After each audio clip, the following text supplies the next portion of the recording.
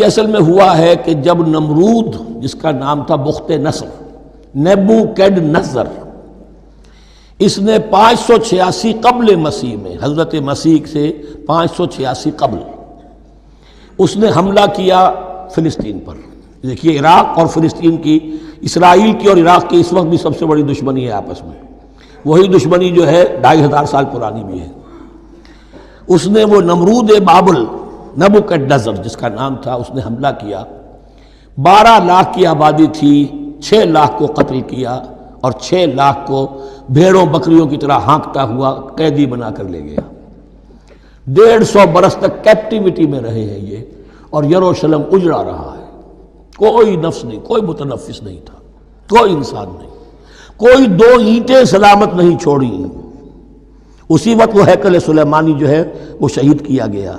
پھر آپ کو معلوم ہے کہ یہ پیلسٹائن، ادھر عراق کے بعد ایران، دشمنیاں تو تھیں کہ خورس نے حملہ کیا بابل پر، عراق پر، اور دشمن کا دشمن دوست ہوتا ہے، تو یہودیوں کو اجازت دے دی، کیپٹیوٹی سے اجازت دے دی، جاؤ تم واپس جاؤ، اپنا شہر دوبارہ بناؤ۔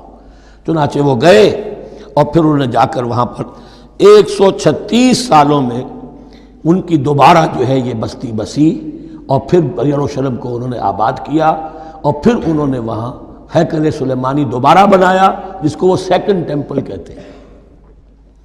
وہ سن 70 عیسوی میں ٹائٹس رومن جنرل کے ہاتھوں تباہ ہوا تھا، جو اب تک تباہ ہوا پڑا ہے۔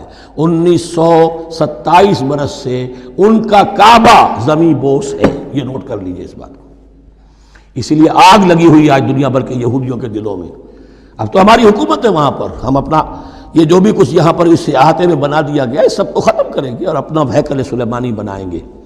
اس کے بلو پرنٹس بن چکے ہیں، نقشے بن چکے ہیں، ہر چیز تیار ہے۔ بس کسی دن کوئی ایک دھماکہ ہوگا، کوئی بم جو ہے کہیں پر پلانٹ کیا جائے گا، خبر آ جائے گی کہ کسی فینیٹک نے کہیں وہاں پر جا کر رکھ دیا، جیسے ایک فینیٹک گیا تھا مسجد الخلیل میں اور 70 مسلمانوں کو شہید کر کے خود بھی اس نے خودکشی کر لی تھی، اور ڈاکٹر تھا، امریکن ڈاکٹر گولڈسٹین۔ اسی طریقے کا کوئی فینیٹک جائے گا اور وہ اس کو گرا دے گا، پھر کہیں گے جب یہ گری گیا ہے، جیسے مسجد ایودھیا کا معاملہ ہے، اب گر گئی ہے تو بھائی ہمیں رام مندر بنانے دو، کاہے کو تم اب یہ مسجد کاہے کو بناتے ہو، وہ ہوگا۔ اور یہ میں سمجھتا ہوں کہ چند ہفتوں کی یا چند مہینوں کی بات ہے۔